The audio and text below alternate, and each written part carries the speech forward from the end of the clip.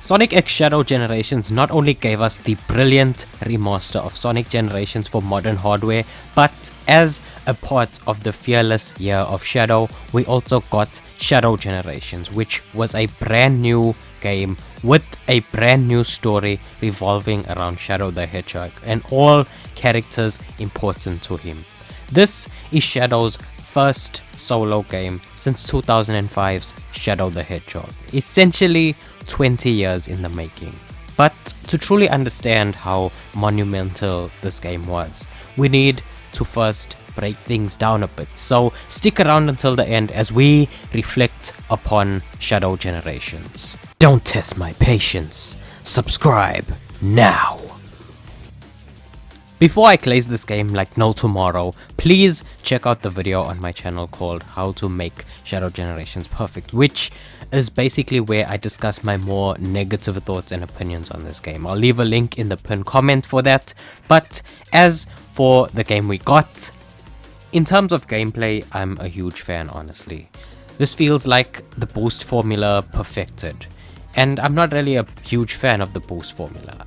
There are things that I like about it, and there's things that I feel like I don't like, but I feel like this game does it perfectly. He doesn't move too fast to the point where you can't see and can't control where you're going, but he also doesn't move too slow, and he doesn't feel slow. We have our standard homing attack here as well as the new Doom powers to help Shadow overcome these new enemies and obstacles involved. And of course, we have the ultimate power of chaos control at our disposal, which helps slow down time and warp us across locations.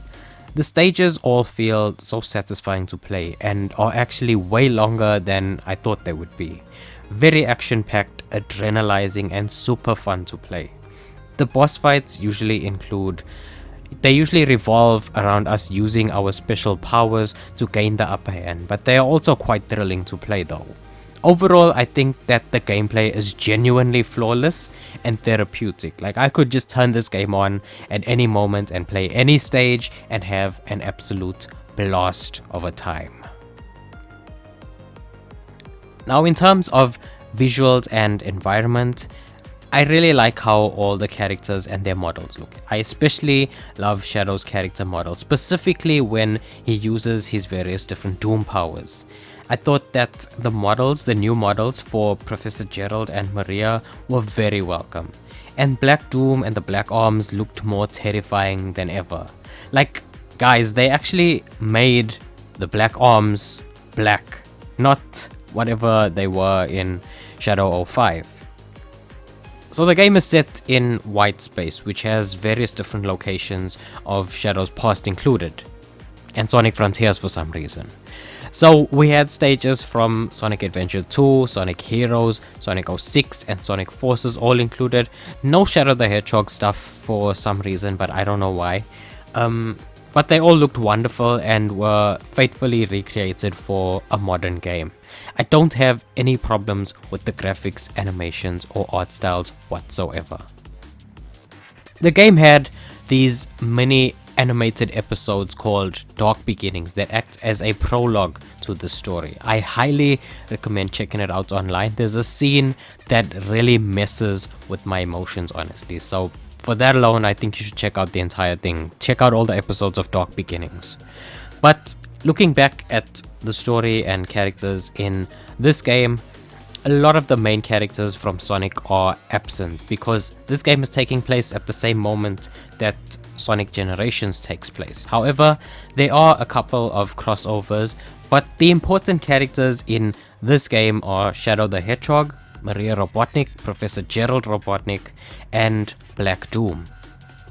This story is basically Shadow's past once again coming back to haunt him. Although he moved on and vowed to never turn back, this time his past is right in front of him as he reunites with Maria and the Professor, who are essentially his family, as well as meeting Black Doom again, who is also his family in a biological sense.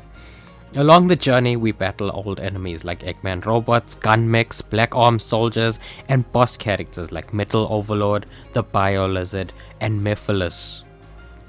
Shadow's conflict in this game is him dealing with his Black Arms heritage, as it takes more and more influence over him, as well as the conflict of him reuniting with the people who raised him, essentially.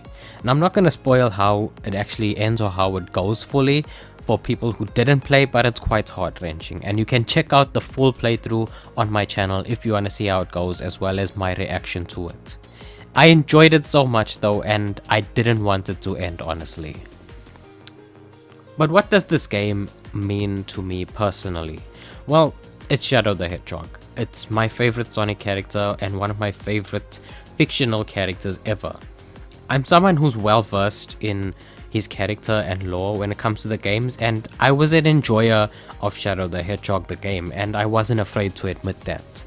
So needless to say, I really love this game. So to get a new Shadow game with all this lore and all this Shadow nostalgia is my idea of wonderful. It's a wonderful time. I don't know if it's my favorite Sonic game ever, but I think it just might be. And it also holds a special place in my heart for being my first completed playthrough I've ever done on this channel.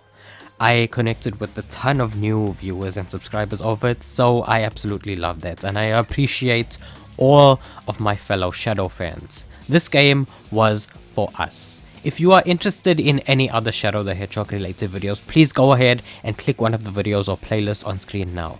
Thank you for watching. Happy anniversary to Shadow Generations.